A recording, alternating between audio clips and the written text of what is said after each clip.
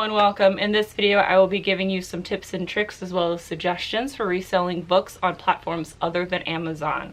There are a lot of Amazon FBA sellers out there, and my understanding of the platform, it's all about a numbers game. So it's about quantity of product you're sending in to do Amazon FBA, not necessarily about quality, although that also plays a factor as well.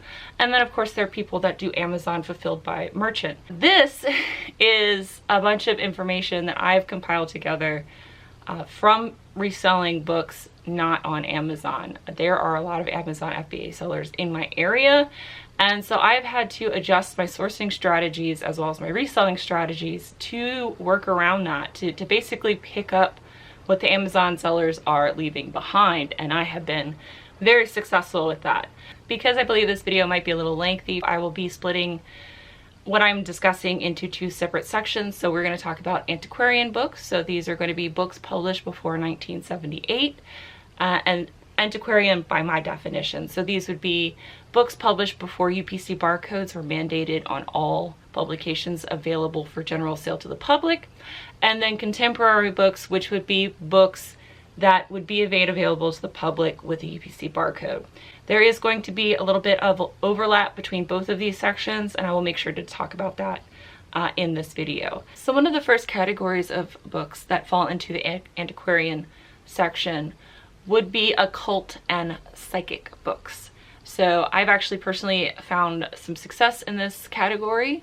Occult books, a lot of them would be antique books, would fall into the antique category. So it'd be Necronomicons, grimoires, ritual, spell books. Like think of Stonehenge, like folk sermons, folk rituals, how to do herbal healing. That kind of stuff is going to fall into the occult section. However, there are a couple of modern publishers that do deal primarily in reprinting really beautiful hardbound and leatherbound copies of ancient occult texts. One of those I can think about is Theon Publishing. If you go onto eBay and just search Theon Publishing, most of the books that they print do deal in the occult, and they are modern printings, but they are quite expensive. Not only are they very dear new, but they very much hold their resale value, some of them even appreciating over time. And then and akin to that would be psychic books, so books dealing into your psychic powers, how to get that third eye, how to manifest prosperity or positivity into your life. That's where I have found success. I actually found a book called Cyclomancy in a hoarder house, and it was a first print, and I sold that on eBay for $250. It was printed in the 60s. And actually that book, I sold it in 2020. It has appreciated since I sold that book. So if I wanted to sell that book today, the minimum comp price for that book would be around $350. So, you know, and Cyclomancy, I did read a couple of paragraphs before a couple of sections before I sent it on to a new home. And it kind of made me feel reminiscent of The Secret, which was really big in the late aughts. If you all know what I'm talking about. But it was a lot of like using your mind to manifest and like to make things happen for yourself. Both of these types of books do very well on eBay and have quite a track record on eBay as well.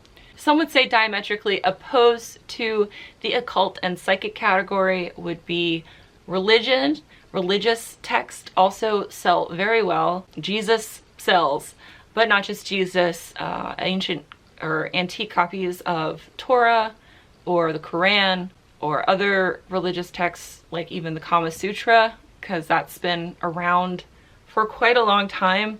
If you can find leather-bound versions of any religious texts that fit into the antique category, so pre the Edwardian era, at filming this video, all of those can hold a very high value. Also collections of books with religious commentary books as well hold a lot of value. So I've also found success in this category. Not only have I bought and resold a bunch of beautiful leather bound Bibles, I have also come across and purchased an entire collection of John Calvin's commentaries, and I actually sold that, I think it was 22 volume set, for $400 on eBay. So, and pretty much all of these religious books are not going to have a barcode on them. Again, I do try to look for really nice leather-bound editions. There's also like really beautiful, thick, ornate, like supposed to be family Bibles that are on display in the house at all times. Those type of books do exceptionally well on eBay. So the next antiquarian category I would like to talk about are the classics. So these are books that would be considered classical literature. So I have a copy of Louisa May Alcott's Little Men. Louisa May Alcott also wrote Little Women. This is just a beautiful set. There's actually 6 books that she's written in this kind of series. It's got this nice leather-bound back spine with different colors and this beautiful embossing. But as you can see, this doesn't have a barcode.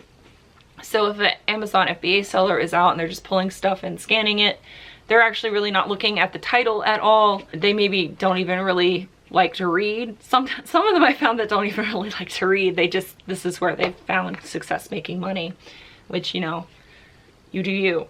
But this would be considered a piece of classic literature.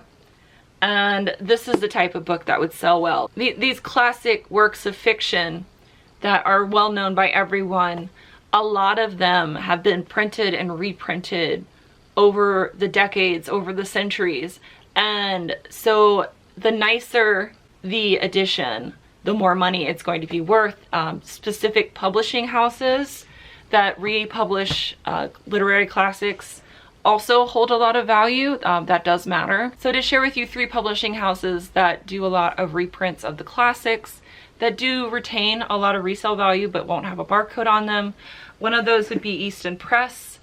They don't just do literary classics, they do science fiction, they do romance.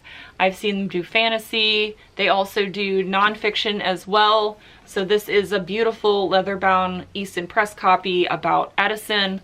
This is a biography about Edison. They have beautiful gilded pages. These books are made to be passed down through generations. These books are bound very well. They're very dear new. So some of the Easton Press book range between $100 to like $400. And they do have signed editions as well. They also normally have a ribbon bookmark as well. That's just something I really like. And Easton Press books also normally come with a certificate of authenticity as well. So this is like an Easton Press. I really love Easton Press. I have this here, and then I also have a science fiction book as well from Easton Press. Canterbury Classics is another one. I personally do not own any copies of Canterbury Classics, but they are another publisher that specializes in really nice high quality leather bound editions. And then Barnes & Noble, surprisingly as well, does their own leather bound versions of books. They've done them repeatedly over the years. They've become more and more embellished. This is mine, The Ultimate Hitchhiker's Guide to the Galaxy. But they do a lot of literary classics as well, like Frankenstein and Bronte books. They've done Dante's Inferno, The Great Gatsby. Those kind of books aren't going to have barcodes on them, so they might be overlooked by traditional FBA sellers. Akin to classical works of literature, we have folios. So this is Hawthorne's The Scarlet Letter. This is my own copy of this book.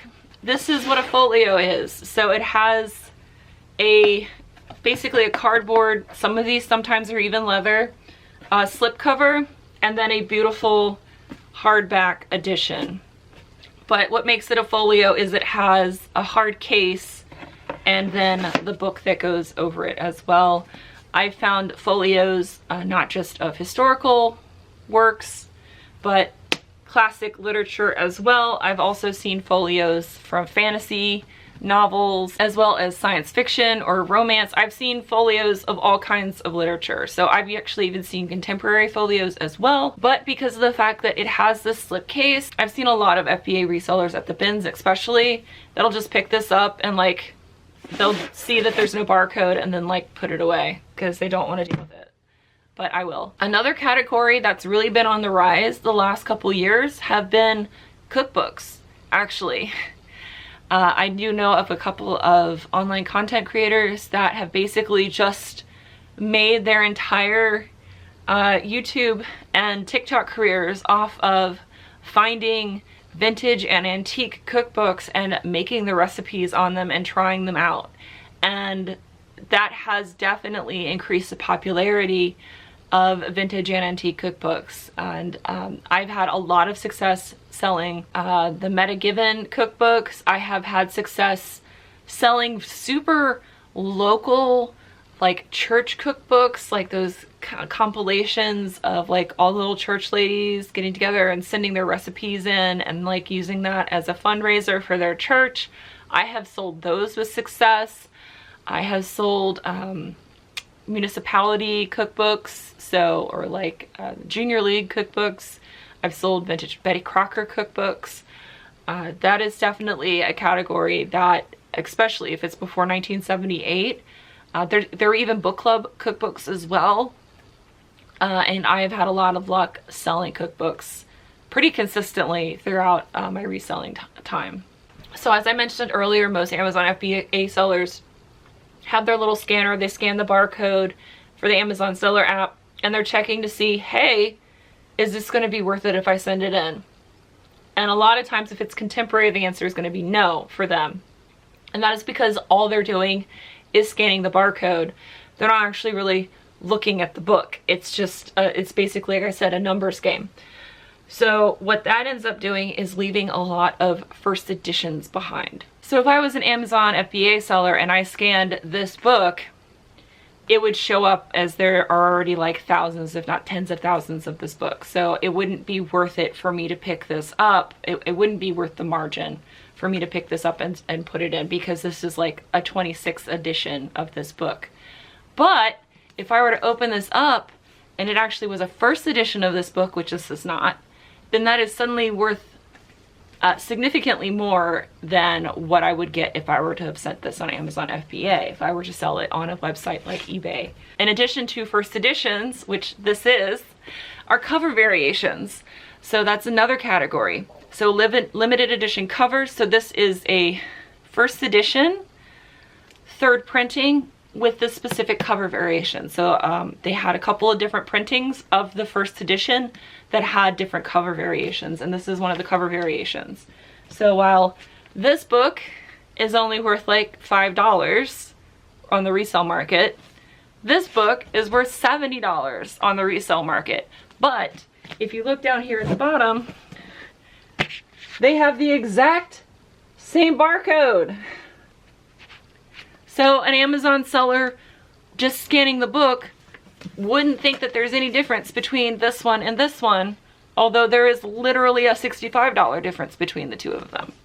So in addition to checking to see if it's a first edition, I also checked to see if there are limited cover variations. I knew that this was a limited cover variation because I'm a giant nerd, but there's that. Also, this is like one of my favorite books. In addition to not checking to see if the book is a first edition and not even looking at the book really hard to see if it's a cover variation, there are also books that are signed as well, that even if this book's a 26th edition, if it is signed by Patrick Rothfuss, it is certainly going to have more value than $5 because it is signed by the author.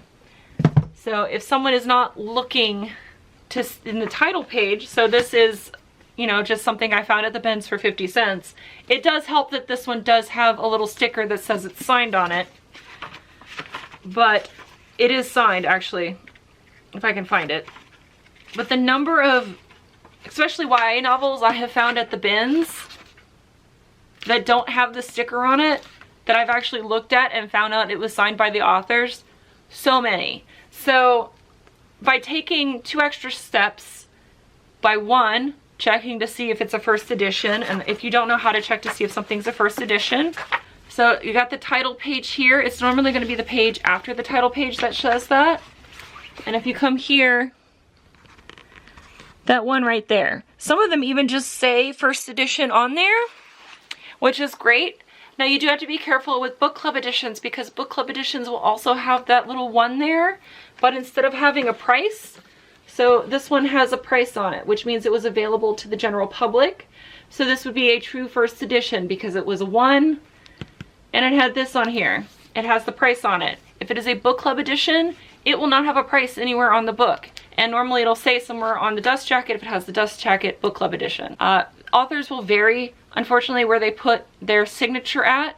And sometimes it also varies on where the person who wants the book signed.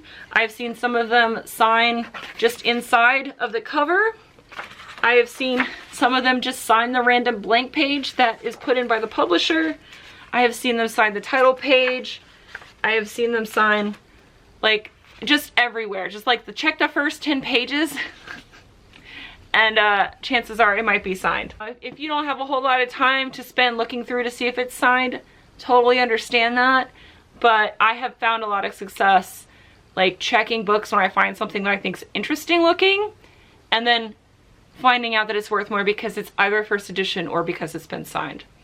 Those are awesome.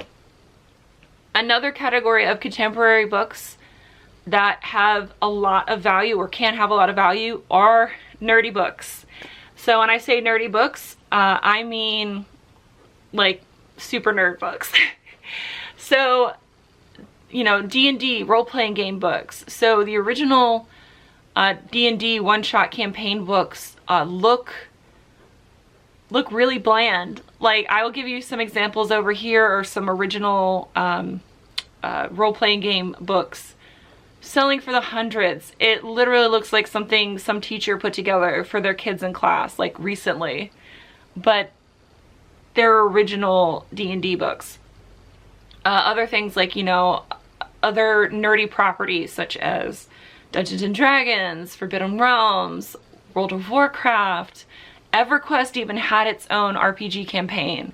Pathfinder, Torg, all of these are just nerdy properties that have had additional nerdiness added to it by having a role-playing game around it. But not just that, there's also popular nerd culture as well. Two great examples of that I can think of are the Witcher series. So Netflix created the Witcher series with Henry Cavill, and when that series dropped, they didn't know it was going to be that successful. The amount of money you could get for the Witcher books, because they didn't reprint them, the amount of money you could get for the original Witcher books skyrocketed because they were in such high demand and they weren't in current print in English. So if you had copies of them, you were getting an astronomical amount of money. So now they've started reprinting them because they were like, oh, whoops. But there's that one. And then another one more recent would be the Wheel of Time series by Robert Jordan, which is recently released on Amazon Prime. And those books went up in price. Like, oh my God, especially since a lot of those books, it's a 14-book series, and a lot of the books, you know, 1 through 9 haven't been published in over 20 years. So people are scrambling trying to get those as well. So the price for those, when that series dropped, went up astronomically. So keeping abreast of popular culture, nerdy popular culture, can also net you quite a nice amount of money as well. Another nerdy category, contemporary nerdy category of books would be manga. So this is actually the only manga series that I currently possess. This is Hot Gimmick. It's a 12-volume series that came out in the aughts, or in English in the aughts, and I have all of these books. You know, I probably paid, I actually had to go on Amazon and find a couple of these because I was missing some of them. But I probably paid, what were these new? Yeah, they were $10 new, so I have 12 books, and then I had to buy a couple of them on Amazon. So in total, I spent about $120 to get all the Hot Gimmick books for the series. That's a lot of money to buy them new. If I wanted to resell my set of Hot Gimmick books, I could get around $60 for them, for all 12 of them. So, you know, in a decade, it's depreciated by half, which isn't that bad, and that's because I bought all of them new. If I were to buy them on the resale market, say for example I managed to magically find all of these at the bins for 25 cents each, my $3 investment now, I went from $3 to $65. So there are actually a lot of manga series and books that are out of print or no longer being published. That's what out of print means, or at least out of print in English, that are worth quite a bit of money. One of them I can think of is Code Geass. I'm probably saying that wrong, I'm so sorry. A lot of the out of print manga that are worth quite a bit of money would be earlier titles. So they would be from like the 80s and 90s and like early 2000s. Those manga series that are completely out of print, those ones can be worth quite a bit of money if you get a big lot of them. But not just a big lot of them, there are some series where individual books can be worth hundreds of dollars.